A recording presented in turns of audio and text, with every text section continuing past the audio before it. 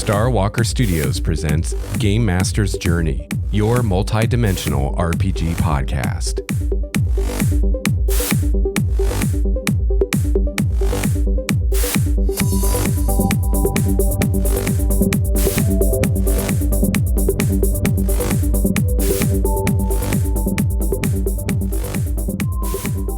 Hello, fellow gamer.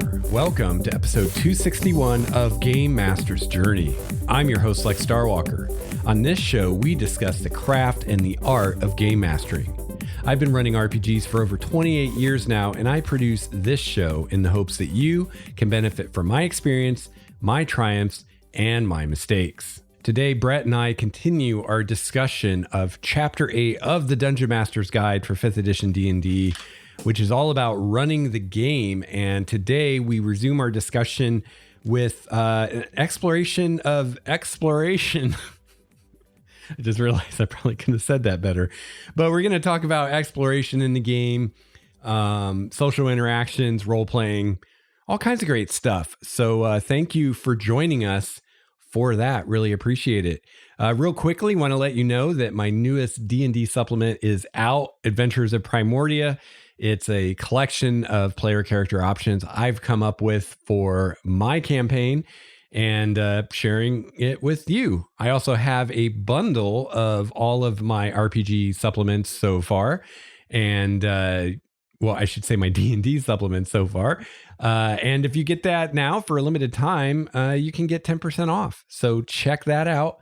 I'm not going to really say much more about that because I've talked about Adventures of Primordia in previous episodes. So I'm assuming that you're listening to all of these. So yeah, I don't want to keep saying the same things over and over, drive you guys crazy.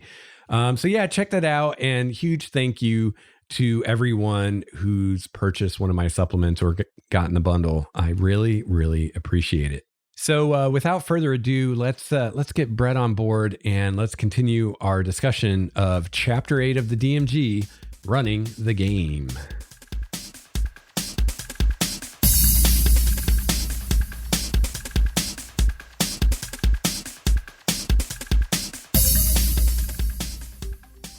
All right. So the next thing I have is the exploration map travel pace table. Yes. So this is page 242, and this is kind of handy because it shows you how far you travel at a slow, normal, or fast pace in a dungeon where 1 square is 10 feet, or in a city where 1 square is 100 feet, or at the province level where 1 hex is a mile, or at the kingdom level where 1 hex is 6 miles. So I think there's like an overland travel chart in the player's handbook too, but there is, yeah. But here's another one. They also have a special travel pace, kind of some good guidelines here. And I mean, this is something you're probably not going to memorize. You're going to come back to. But in 1 minute, you can move a number of feet equal to your speed times 10. So if your speed's 30, that's 300 feet. In 1 hour, you can move a number of miles equal to your speed divided by 10. So if your speed's 30, that's 3 miles an hour. That's a handy number to know. That is, yeah.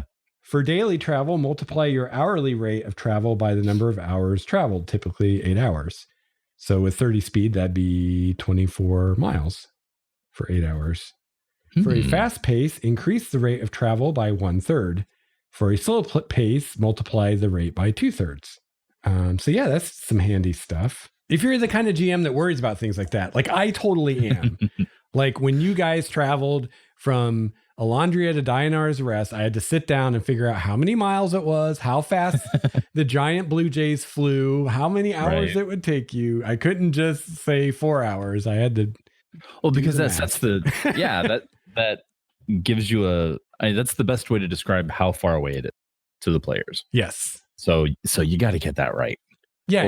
Or as close. It doesn't have to be spot on, but yeah. It's got to be close because it sets the scale. Right. Of your map, basically. So if I'm saying Dianar's Rest is 4 hours away, then that's going to affect everything else, especially if it's supposed to be 8 hours away. The only note I had about travel pace that I wanted to emphasize was just that deciding how you do that is going to affect the pace of the game, and moving the story along. So if you're going to get granular with this type of detail, depending on what you plan to do for each hex or mile, or 6 mile, depending on where they're traveling, it can really bog down the game. Yeah. Especially if nothing's really happening. Yeah. Yeah, totally. This is the same kind of thing with what we were talking about with whether or not to make a roll. Is it interesting?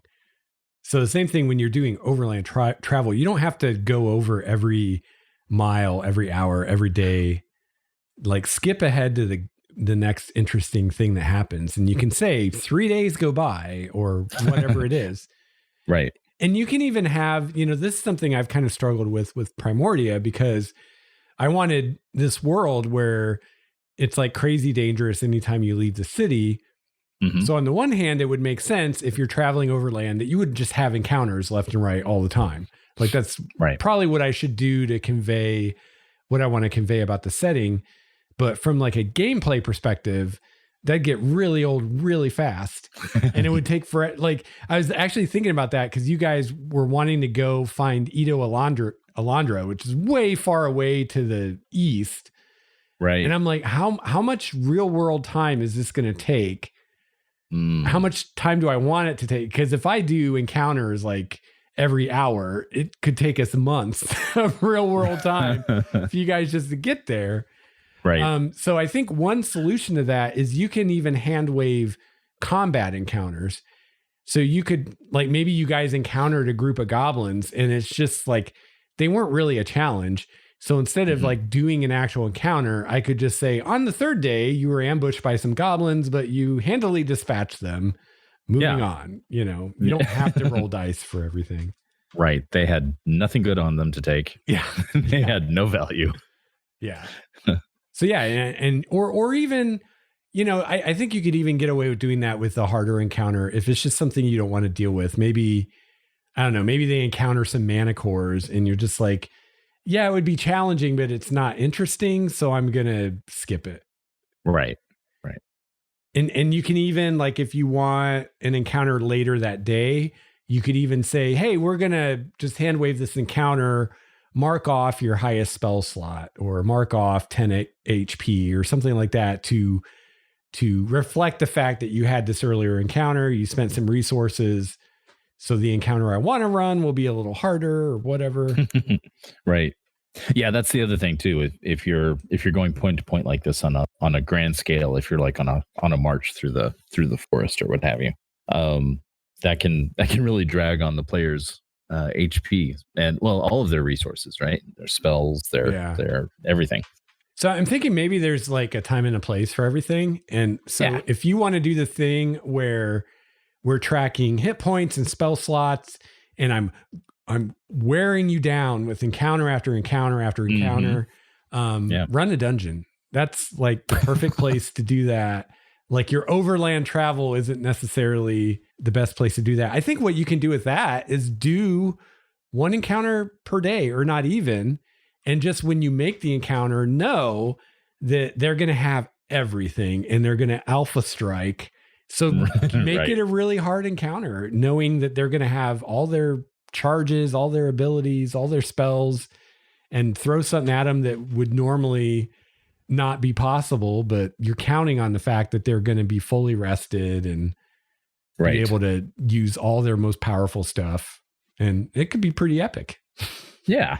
Just make it an epic encounter, Don't make it that makes it more goblins. Fun anyway. Right. Yeah. No goblins. Yeah, that's not the goblin encounter.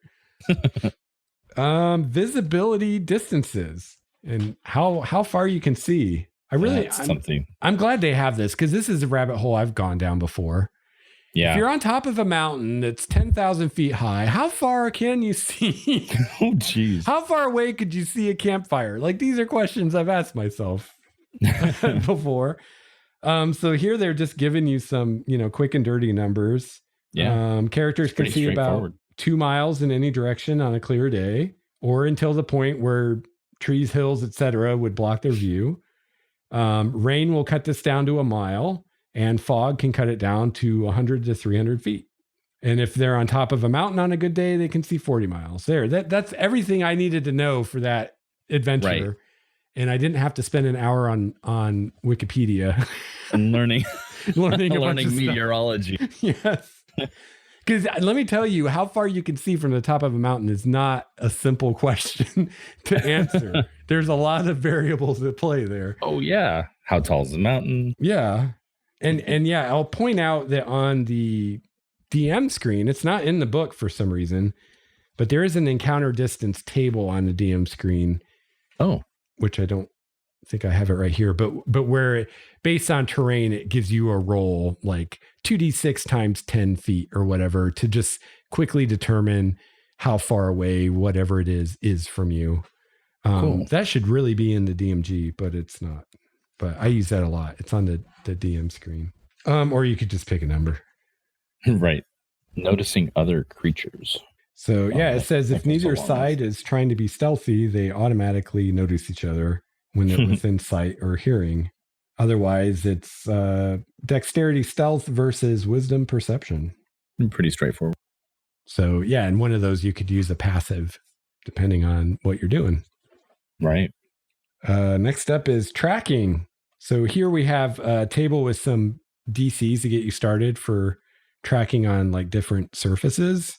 So yeah, if you got someone wanting to track, this is a table to turn to. +5 modifier for each day since the creature passed. -5 modifier if the creature left a trail such as blood. Tracking on bare stone. DC 20. Yeah, that would be rough. So this is interesting. So they say, you make your wisdom survival check, and you might require them to make a new check when one of the following things happens. So if they stop tracking for a while and then resume after like a short or long rest, then they might have to roll again. If the trail crosses an obstacle, like a river that shows no tracks, they might have to roll again. Or if weather conditions or terrain changes in a way that makes tracking harder, might make them roll again. That makes sense because just the action of tracking is going to be a long. It's going to be something that takes quite a while for them to continue at. It's a sustained action, right? Yeah, possibly even days, multiple days, right, or longer. So yeah, it makes sense that they might have to make that check more often than once, and the DC could change too, depending on what's going on. So yeah, that makes sense. It's also good that you don't have to roll more than once, as long as everything stays status quo. Yeah, or if you just want to get on with it. And you could use a passive tracking score too. There's a passive tracking score. Well, I guess there is, isn't there? You can set a passive for just about anything. Yeah. So you could say, oh, well, if my Ranger PC has a passive tracking of, 15, then there's a lot of stuff I may not even have to have them roll for. Just say, they just do it. You only have to roll when it gets really tricky. So yeah. So next up is social interaction. I think the big thing here is the whole NPC attitude thing. I remember this back from like 2nd edition, which is where something you encounter, whether it's an NPC or even a monster, they're either friendly or indifferent or hostile toward you. And then you can use your social roles to try to improve or make worse. Make worse. Yeah, I'm like, what's the opposite of improve? Disprove? No, that's not it. No. Unimprove? Deprove? No, I don't know. But yeah, make it worse. So yeah, this can come in really handy in a lot of situations. It just kind of really simplifies things down to, does the NPC like you? They're indifferent, or they dislike you, and how hard is it to change their mind? And how do we resolve that mechanically? So yeah, they have some DCs here for you. Oh, nice. For your charisma check. conversation reactions. They're on, what is that, page 245? Yeah. So this would be a charisma check. It could be persuasion, deception, or intimidation, depending on what you're doing and how you're doing it. And then the creature's current attitude determines the DC to get a specific reaction. So if you're dealing with a friendly creature and you want to do something that doesn't involve it taking any risks or making sacrifices, it's a DC 0, so you don't even have to roll. DC 10 to get it to accept a minor risk or sacrifice, or DC 20 to accept a significant risk or sacrifice. So that's if it's friendly. If it's indifferent, let's see, it's DC 10 to get it to do something with no risk, or DC 20 for minor risk. So it's more difficult. And then if they're hostile, DC 10 just to get it to do nothing, to not help you or hurt you. And DC 20 to get it to do something that doesn't involve any risks or sacrifices. So it's interesting how they have that set up. Yeah. Oh, that makes sense. Okay, so the DC 0 for hostile creature reaction is the creature opposes the adventurer's actions and might take risks to do so. So basically, attacking. Yeah. Or finding ways to disrupt it. That's like the default, what it's going to do if you can't change its mind. Right. Okay. But then with a DC level 10, you could, if you succeed at that, you could at least get it to not harm, to do no harm. It's not going to help you, but it's not going to hinder you also. Yeah. Right after that, it talks about aiding the check. That's always something that as a player, I forget to do. Yeah. So that's saying if one of the other characters can do something that would make sense, that it would make it easier, then it would give you advantage. Right. So maybe you're trying to convince this creature that you are too much of a badass for it to want to bother fighting. Maybe you could have the friend in the background, like walking around you. He's a man. Don't mess with him. Look at those guns. Hopefully you could come up with something better than that. But well, anything else to say about that? No, it's all pretty cut and dry, it looks like. The one thing that isn't here, it must be in chapter 9 that I use a lot, kind of related to this, is morale and deciding when an NPC might run away or stop fighting. Oh, yeah. And I believe, I think we'll get into this in chapter 9, but I believe it's a wisdom save is how I do it. So the NPC makes a wisdom save, and I just set a DC. And if they fail, then they're scared and they either surrender or run away or something. So that I think that's important, especially if you don't want your game to just be hack and slash and we fight until every opponent is killed kind of thing. Right. And it's just great because sometimes, combats tend to go long in this game. And sometimes you get to the point where it's really over. There's still a bunch of guys up fighting, but it's over. We all know what's going to happen at this point. It's like, do we really need to waste another half hour? Right. When we all know where it's going, so that's a great time to have NPCs surrender, or you can just hand wave the end of the combat and just be like, okay, at this point, you guys kill everybody. We don't need to roll dice. It's kind of a given at this point. Yeah, that's going to be covered in chapter 9. Cool. Looks like, but yeah, that's a great rule to remember. All right, so now we get into role playing, which is something we do as GMs. It's not just the players. Actually, we probably role play more, I would think, than the players do, because we have more characters to role play. Exactly, by virtue of the people in. Yeah. I don't know that I have a lot to say about this. Using your voice or not is what I put in my notes for those of us that can't do cool voices.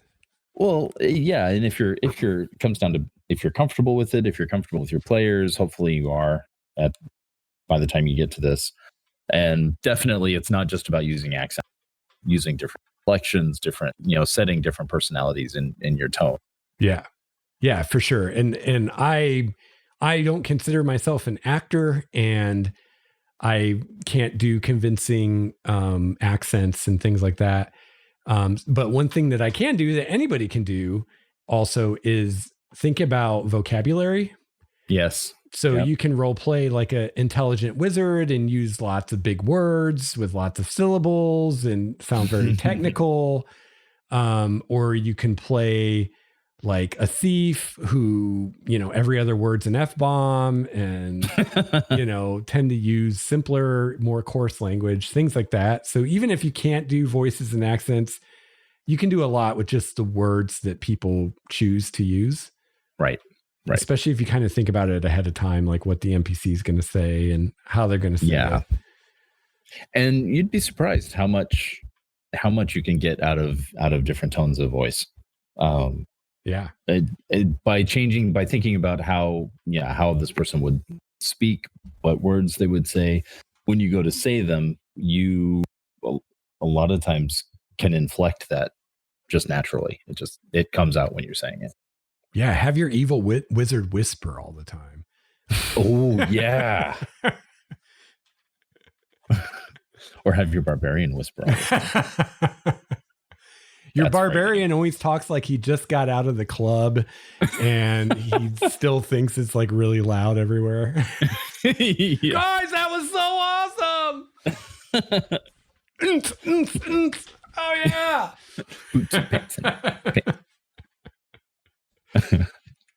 So yeah, when I always try to encourage role playing in the games, and I always try to do it myself without. I might go over the top sometimes, but I enjoy it. That's fun too, though, when you go over the top. And back to the vocabulary thing. Maybe you can't do a convincing Southern accent, but you just start throwing out y'alls left and right. You're gonna sound Southern. That's right. It'll do the job. Yep. Use more contractions, even when contractions aren't there. Say things like "bless your heart," call people sugar. No. Yeah. Which, I've known some Southern women, and not just women do this. I just realized how that sounded, but they're just the ones I remember saying "bless your heart." And learned that can mean anything from "oh, aren't you cute" to "oh my God, what an idiot" to I don't have anything nice to say to or about you, so I'll say this instead, or anything in between. That phrase can really mean anything. It's all about how you say it. Bless your heart. Anyway. Engaging players. Yeah. This does not mean you ask all your players to marry you. We're talking about something else here. You might get more than one response you don't want. So yeah, like how do we get the players engaged? How do we get their faces out of their smartphones and into the game? That's the trick. Role playing for me, if I can get them engaged in what's going on, that I always prefer that way. Get them invested in their characters and invested in what their characters are doing and what's affecting their characters from my actions. Yeah, totally.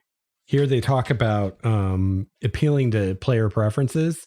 Mm-hmm. So as you get to know your players, you'll learn what they like. You might have certain characters or certain players that really like getting lots of treasure, certain players that really like getting cool new magic items, certain players that really like joining organizations and rising in power within organizations, all kinds of stuff. So figuring out what those things are and doing more of those things. Right. They talk about targeting specific characters.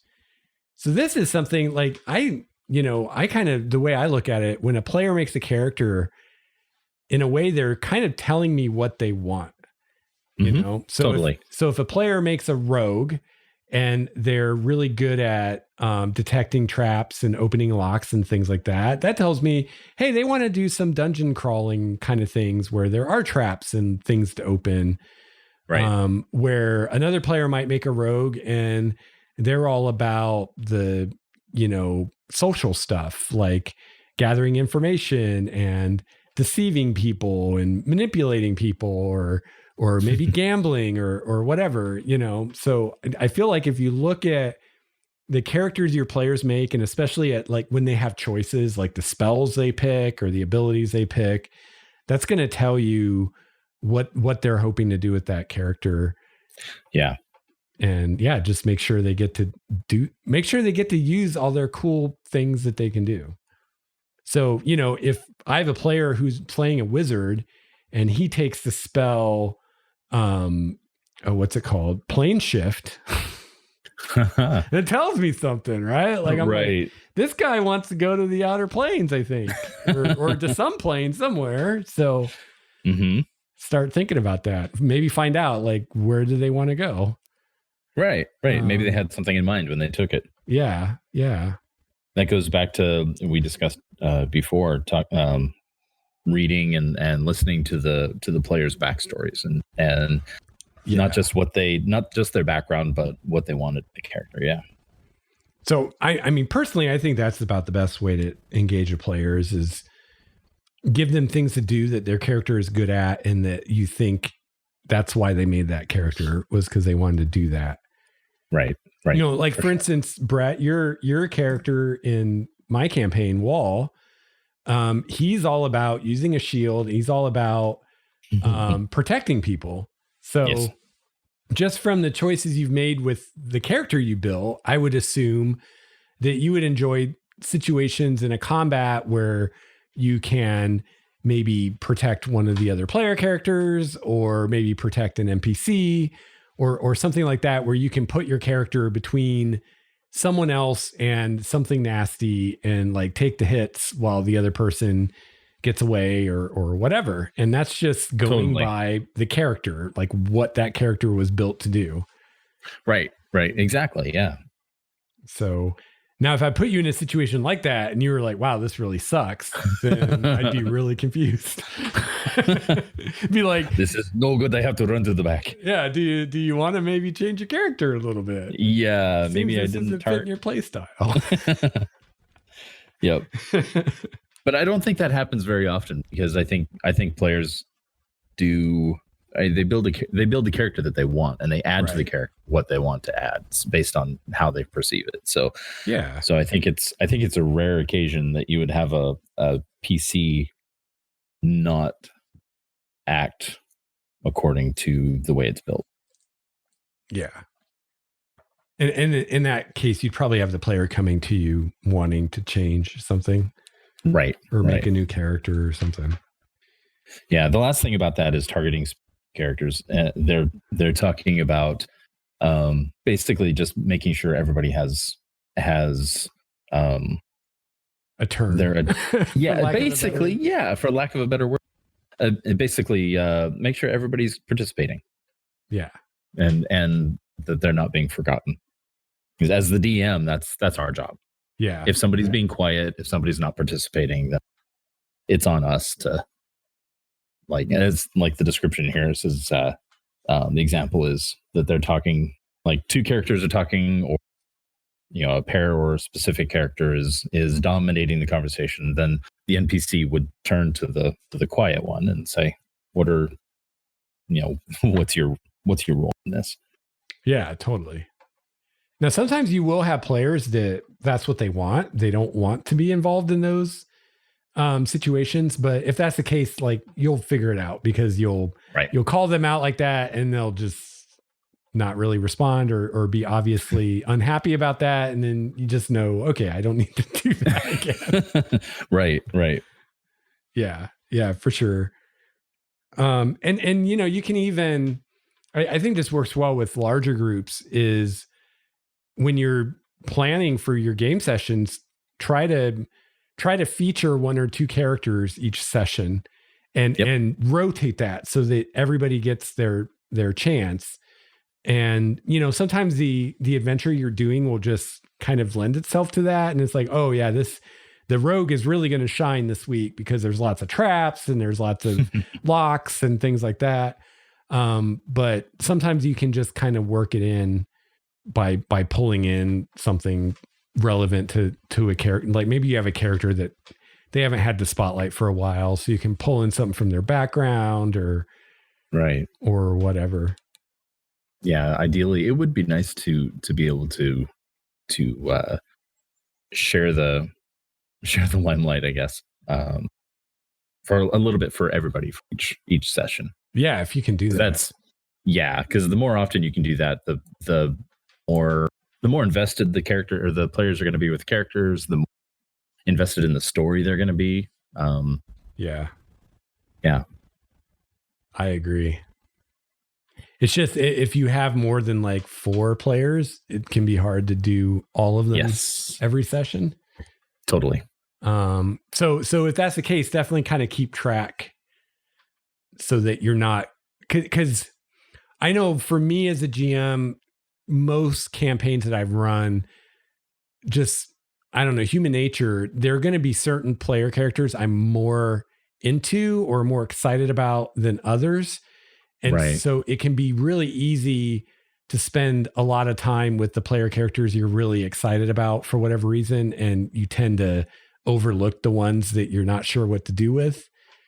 So keeping track of that and being like, okay, I haven't given the rogue any love for a while. I better do that this week. Right. And maybe, you know, if you have a character that because I've had this happen where I just don't know what to do with someone's character.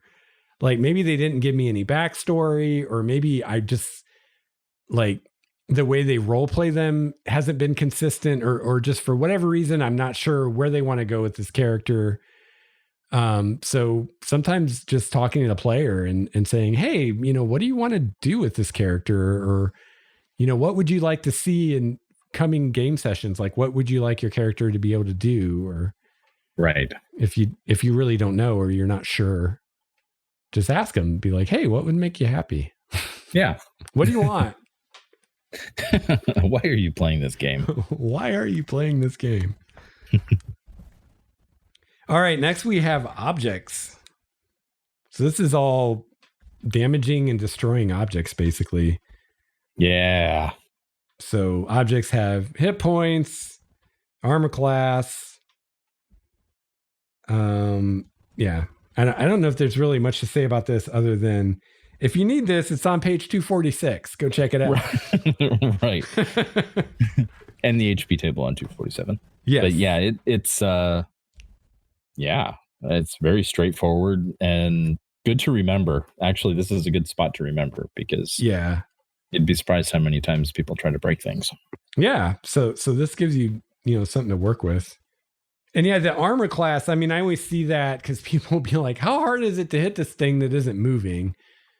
So the attack roll versus the armor class isn't just did they hit it, but did they hit it in a way that's going to do significant damage is kind of how I think about it. Right. Because you could hit it in like the wrong spot or at the wrong angle and it just doesn't do anything.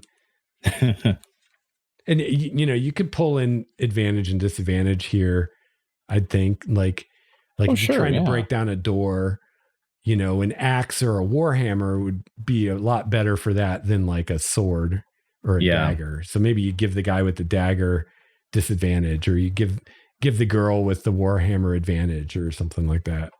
Totally. All right. What else can you say about objects? They're kind of boring. They get in your way. They do.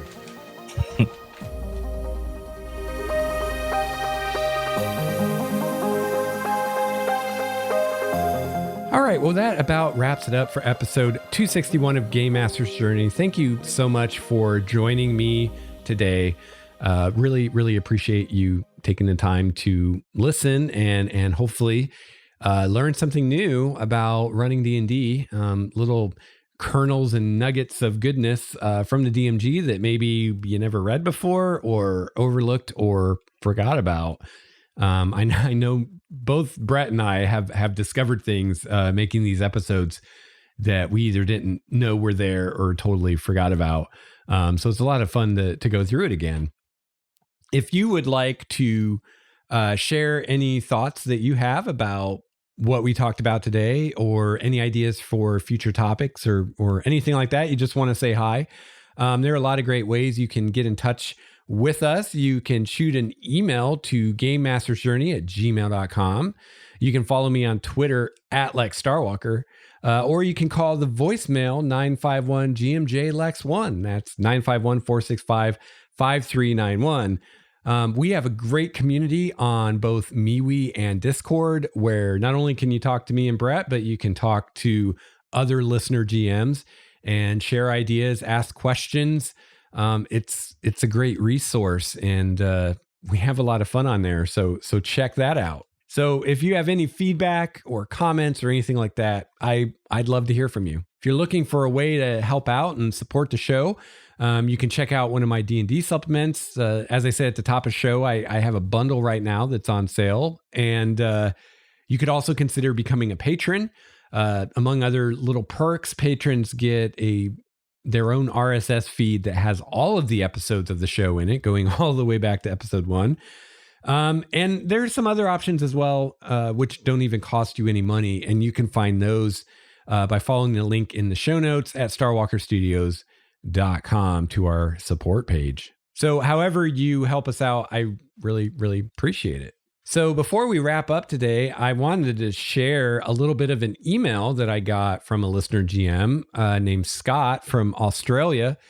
And Scott told me a little bit about his experience with RPGs, and kind of like me, he's been in the game for a while now. And so I won't share all of that with you. However, he did have some comments on the show that I thought I would share, and shout out and thank you to Scott for writing in. He says, I found Game Master's Journey last month while looking for some D&D podcasts. And since then, I've been binge listening through all the episodes. Wow. I'm curious how long that took you, Scott, to get through, what is it now, 261 episodes. My goodness, that must have taken a while. Where was I? Binge listening through all the episodes. Game Master's Journey is without a doubt the pick of the bunch. Thank you. I tend to agree, but it's nice to hear other people say it. An awesome and sincere production that provides GMs with such great inspiration, support, and sage advice. Wow, thank you. I think I might be blushing now. I don't know about the sage part, but I definitely give out some advice. Lex, you're an excellent presenter, and I love the subject covered and the inspiration you bring. I also really like how welcoming you make the podcast and your focus on inclusion and community. Thanks, Scott. I'm really glad you feel that way. That's something I feel really strongly about. Definitely. I believe these games are for everyone, not just straight white guys like me. And I'm happy to have anyone at my table who wants to play and wants to have fun. I don't really care what you're doing in your personal life, honestly. It's none of my business, but you're welcome at my table if you want to play some D&D or Numenera or whatever I'm running and have a good time. Let's have some fun. That's what it's all about. Your discussions on community inspired me to recently create an online adventures portal for our group, where I post resources like maps, session summaries, and forums for players to ask questions of me as the DM, and also to chat and plan. Our group is currently in the middle of a mystery adventure, so the portal has proved invaluable in keeping track of the NPCs and plots and keeping the players excited and engaged. Yeah, that's awesome, man. I know I've talked about things like this on the show before, which if you've listened to all the episodes, you've heard it. Yeah, those kinds of things can really be helpful, really with any kind of campaign. Most of us, we probably play at most once a week with a given group. And so that's quite a bit of downtime between sessions. So if you have some kind of way for everybody to congregate online and discuss the campaign, share ideas, plan what they want to do next, things like that, it does a lot of great things. It can save some time at the table, and you don't have to spend so much of your precious time at the table dealing with things that could be dealt with away from the table, like things like just discussing what they want to do next, shopping, if they want to sell things or buy things, a lot of times you can handle that outside of the game. Really just anything that the players might want to talk about or might want to do that you'd rather not spend a lot of time with during, the time you have for your game sessions. If you can have some kind of way for everybody to connect online, whether it's a forum or some kind of group or website or whatever you're using, that can be really, really helpful.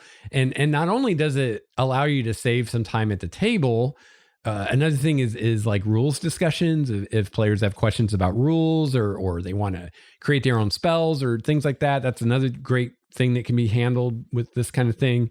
But not only can you save time at the table, it's also a great way to try to keep the players more engaged in between sessions. Because, something that I've found as both a GM and a player is the more that the players will think about the campaign between sessions, the more they're going to remember what's going on the next time you play, and the less time you're going to waste with recaps and people forgetting what was happening or forgetting details about NPCs or like what Scott's talking about here. He's doing a mystery, so that'd be really useful for something like that where, they're having to keep track of clues and ideas and theories and all this stuff. And the more they're engaged in between the game sessions, the more they're going to retain the next time you play, and the less you're going to have to go over things. And especially with a mystery, the last thing you want to do is have to remind the players of clues that they found or deductions they made, right? That kind of defeats the whole purpose of them solving the mystery in a way. So yeah, those kinds of things can be really helpful, and not just for online groups. I'm talking about even in-person games. When you get together in person and play, it can be great to have some way online to connect in between sessions and keep the players engaged, keep everybody interested, and keep the campaign going even when you're not actually playing. So if you haven't tried that, I definitely recommend giving it a shot. I think like Scott, you'll find it really, really useful. So Scott, thank you so much for your email and your feedback. Again, I didn't share all of it on the show, but really, really appreciate it. And also, Scott, thank you for getting a t-shirt. He got a t-shirt. So that's another way you can support the show. My wife, Nikki, spent a lot of time developing our store, and we've got t-shirts and sweatshirts and onesies for babies and coffee mugs and all kinds of stuff on there, I think, and different designs using the various album arts and whatnot that we've used on the show throughout the years. And I know Nikki spent a lot of time getting that all set up for us. So really appreciate people getting that stuff. Not only does it help us out monetarily a bit, but it also makes all that time she spent worth it. So yeah, thank you to everyone who's gotten t-shirts. I've got a few of them myself. I love wearing them. It's always great to have more nerdy t-shirts to wear. So thank you again, Scott, for your feedback. Really, really appreciate it. So I hope that you all have a chance to play your favorite RPG this week. I hope you have a chance to run your favorite RPG. I'll be back soon with another episode of Game Master's Journey. Until then, game on. This has been a Starwalker Studios production, your source for quality gaming and hobby podcasts. This episode's music, courtesy of Cloudwalker, Transboy, Renfield, Stanko, and Ish. See the show notes for more details at starwalkerstudios.com/Game Master's Journey.